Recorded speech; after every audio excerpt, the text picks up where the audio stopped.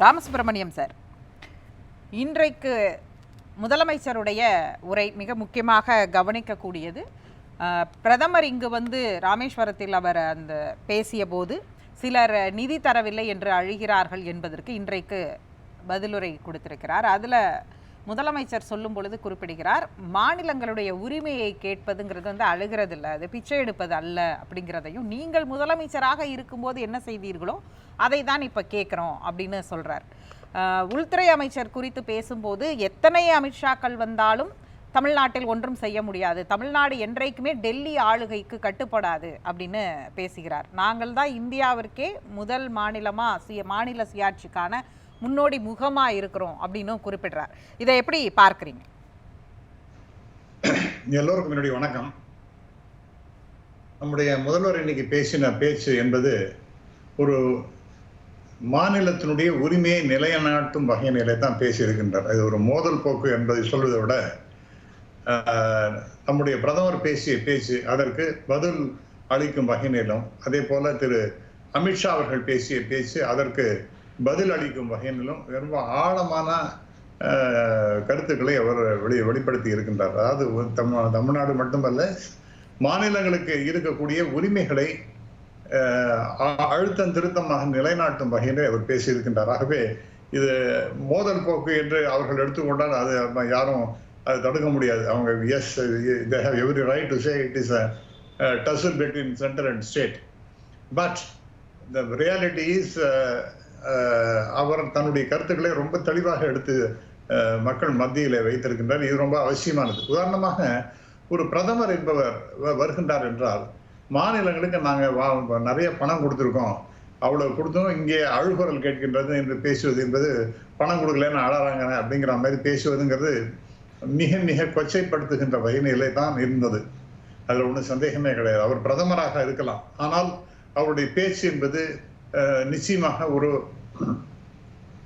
ஏற்கக்கூடிய வகைநிலை இல்லை. இப்ப இந்தியா என்கின்ற ஒரு ஒருங்கிணைந்த ஒரு நாட்டுல இந்த ஸ்டேட்ஸ் எல்லாம் இல்லைன்னா எங்க சென்டர் என்பது இருக்க முடியும்? அவர்களுக்கு எங்கேயாவது பணம் வர முடியும்? அவங்களுக்குன்னு தனியாக ஏதாவது ஒரு ராஜ்யம் மாதிரி இருக்கிறதா? அவர்களுக்குன்னு தனியாக ஏதாவது ரெவென்யூஸ் வருகின்றதா? அதெல்லாம் ஒன்றும் கிடையாது. இங்கே ஸ்டேட்ஸ் எல்லாம் கான்ட்ரிபியூட் பண்ணுறதை வச்சுட்டு அதை எல்லாருக்கும் பகிர்ந்தளித்து கொண்டிருக்கின்ற ஒரு முக்கியமான ஒரு வேலையை செய்து கொண்டிருக்கின்றார்கள்.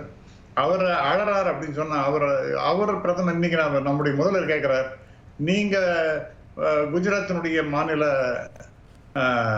தலைமை பீடத்துல இருக்கும் பொழுது, அங்க சீஃப் மினிஸ்டர் இருக்கும்பொழுது நீங்க என்ன பேசினீங்க?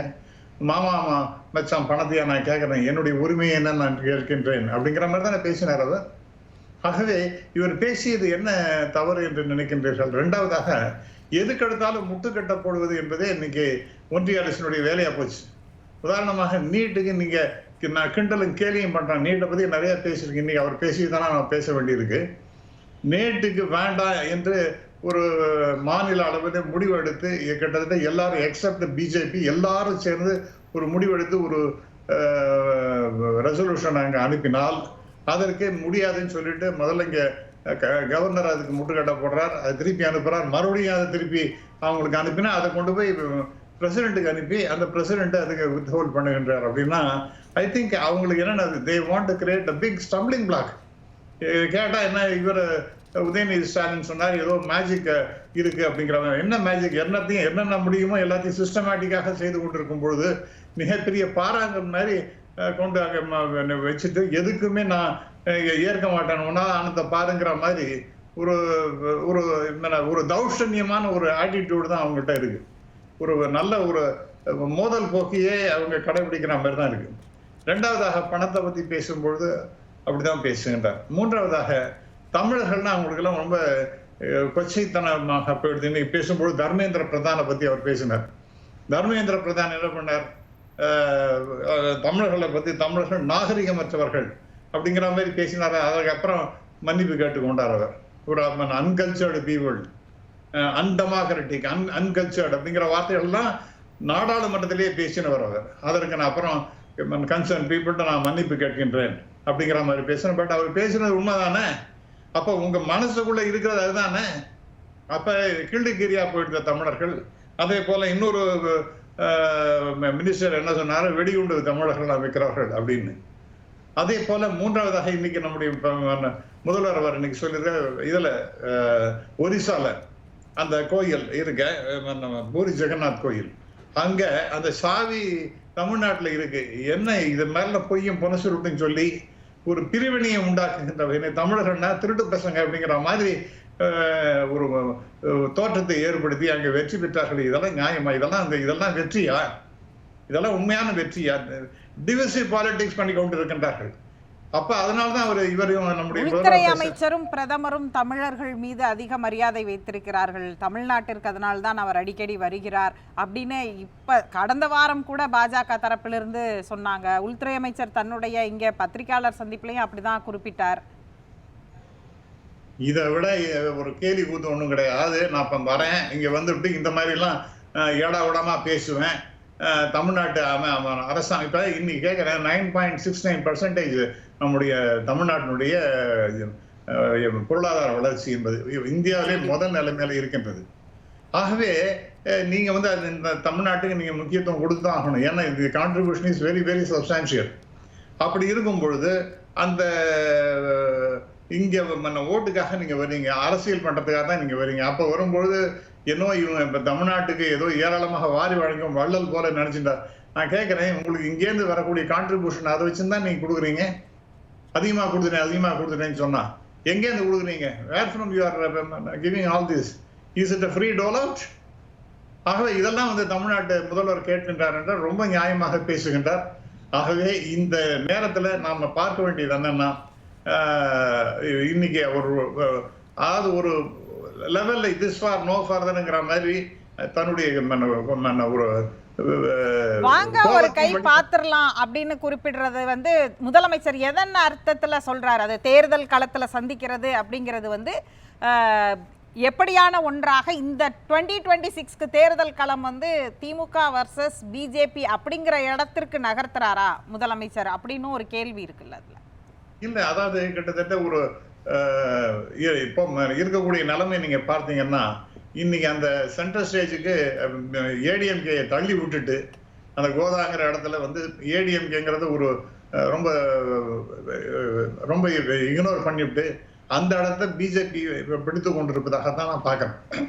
அவங்களுக்கு அதனால மக்கள் செல்வாக்கு இருக்கிறதா தெரியல. ஆனால் அவங்களுக்கு இருக்கக்கூடிய அந்த பவர்ஃபுல் மீடியா, அந்த அதிகாரம், இதெல்லாம் வச்சுட்டு அந்த இடத்துக்கு அவங்க மூவ் ஆகிட்டு இருக்காங்க.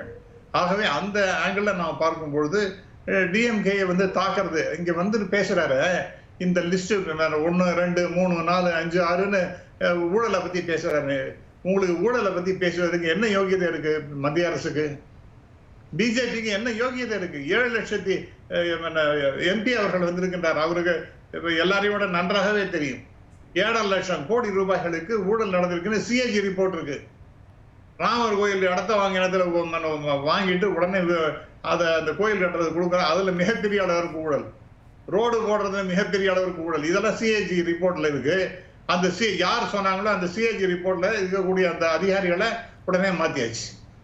இதுதான் உங்களுடைய அது புஷிங் எவ்ரிதிங் அண்டர் கார்பெட் அப்படின்னு சொல்லுவாங்க, இந்த கார்பேஜ் அண்டர் கார்பெட்னு. அந்த மாதிரி சொல்லிட்டு இங்க வந்து ஊழல்ன்றீங்களே, எந்த விதத்துல நியாயம்? அந்த 1000 கோடி ரூபாய் ஊழல், அதெல்லாம் வந்து ஒரு பெரிய விஷயமாக பேசிக்கொண்டிருக்கு. அது தண்டிச்சு நீங்களே டிசிஷன் நான் செய்யறது ரைட்டுன்னு எப்படி சொல்ல முடியும்? அதே மாதிரி கவர்னர் பண்றது மிக அநியாயமானது. அங்க நீங்க டெல்லியில இருந்து ஒரு ஏஜென்ட்டை இங்க உட்காந்து வச்சுட்டு என்னென்ன முடியுமோ அந்த அந்த அளவுக்கெல்லாம் கவர்னரை வச்சுட்டு ஆட்டம் போட்டு இருக்கீங்க. அதற்கு ஒரு முட்டுக்கட்டை போடுறாப்புல இன்னைக்கு சுப்ரீம் கோர்ட் ஒரு ஜட்ஜ்மெண்ட் கொடுத்திருக்கின்றது. ஆகவே இதெல்லாம் நான் பார்க்கும்போது ஐ திங்க் இது தகுந்த நேரத்தை சரியான விஷயத்தை, அதாவது எவ்வளவு மக்களுக்கு தேவையான செயல்பாடுகளை செய்கிறாரோ அதெல்லாம் பத்தி எடுத்து சொல்லிட்டு இந்த மாதிரி அக்கிரமங்கள் நடப்பது அப்படிங்கிறதையும் எடுத்து சொல்லுவது நம்முடைய முதல்வருடைய கடமை என்று கருதுகிறேன். ஆகவே தமிழன்னா இன்னும் இழிச்சுவாயன் அப்படின்னு நினைச்சேன். தமிழன் என்ற ஒரு தமிழன் என்ற ஒரு இனம் உண்டு, தனியே அதற்கு ஒரு குணம் உண்டு அப்படிங்கிறத ஆணித்தரமாக நம்முடைய முதல்வர் எடுத்து சொல்லி இருப்பதாகத்தான் நான் கருதுகின்றேன். பேசலாம்.